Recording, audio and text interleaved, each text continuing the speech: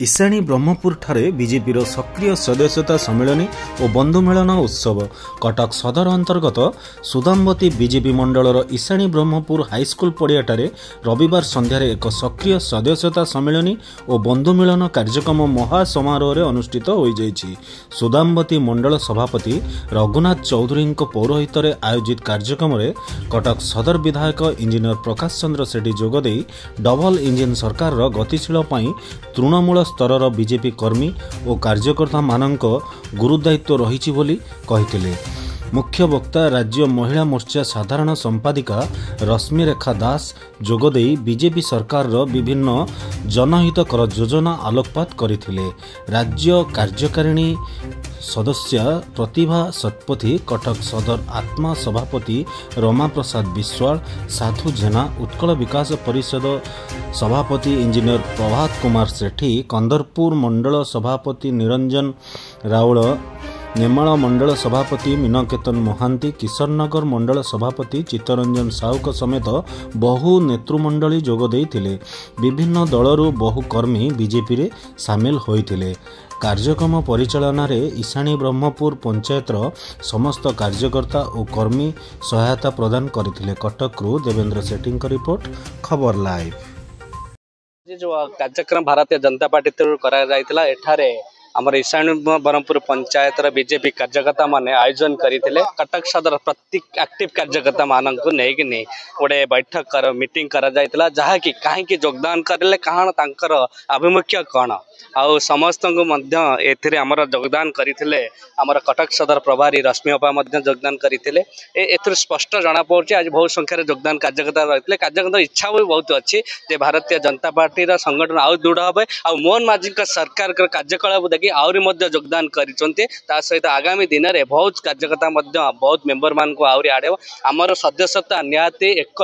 माने एठे कटक सदर 1 लाख मेम्बरशिप भी होता जहाँकि बहुत मेम्बरशिप सदर कटक सदर करते धन्यवाद देवी समस्त को जे समस्त इच्छा अच्छी भारतीय जनता पार्टी योगदान करके ग्रासरूट लोक मानकर काम करने आम सरकार जो आसी ग्रासरूट लोक मानकर कार्यक्रम कर सुभद्रा आरंभ कर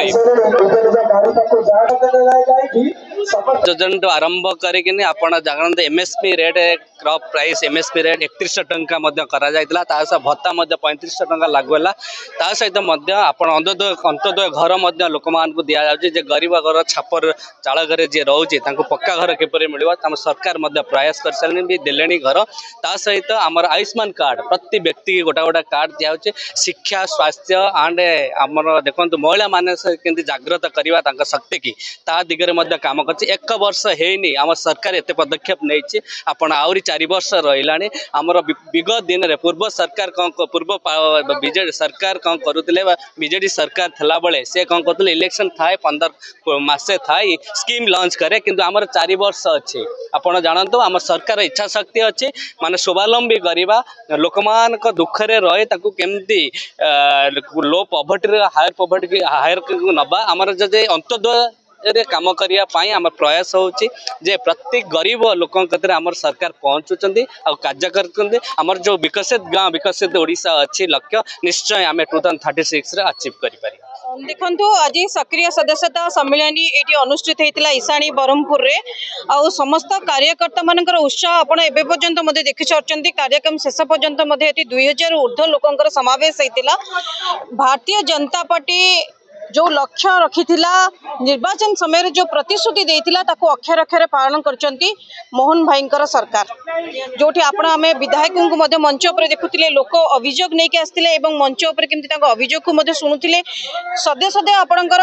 आयुष्मान भारत आज ओडिसा रे लागू हो जाईछि केमती घरे घरे आयुष्मान भारत योजना पहुंचीबो ए कथा को मध्य पुंखानुपुंख आमे आलोचना कलु। ओडिसा रे लक्षपति दीदी आज 14 लाख रे पहुंचीचंती ए श्रेय मध्य निश्चित भाव में मोहन भाईंकर सरकार को जाउची बीजेपी रो सरकार को जाउची एवं सुभद्रा योजना आज घरे घरे पहुंची माँ माने सशक्तिकरण होती युवा बंधु माने कथा कहतु कृषक मान कथा कहतु छात्र मान कथा कहतु सबू कथा को अक्षर अक्षर भारतीय जनता पार्टी काम करिछि एवं आगु को मध्य कटक सदर विधायक जो लक्ष्य रखिचंती जे सदर को 1 नंबर रे पहुंचेबा एवं मु मध्य ए अंचल प्रभारी भाव में दायित्व तुलेइथिली से समय जो कार्यकर्ता मानकर उत्साह थिला जे निश्चित भाव में भारतीय जनता पार्टी विपुल संख्यार विजय लाभ करिवो भारतीय जनता पार्टी एठी विजय लाभ करथिला एवं ए माटीर युवा बंधु माने एठिकार देव दुर्लभ कार्यकर्ता माने प्रकाश भाई को विधानसभा को पठेइथिले एवं सेही स्वप्न सेही आशा सेही भरोसा नहीं आज प्रत्येक घरे केमती विभिन्न प्रधानमंत्री योजना पहुंचो मत आमर सदर विधायक मान्य प्रकाश भाई देखुचंदी एवं कार्यकर्ता माने मंडल सभापति माने पार्टी वरिष्ठ नेतृत्व माने ए सब कथा को देखुचंदी। धन्यवाद।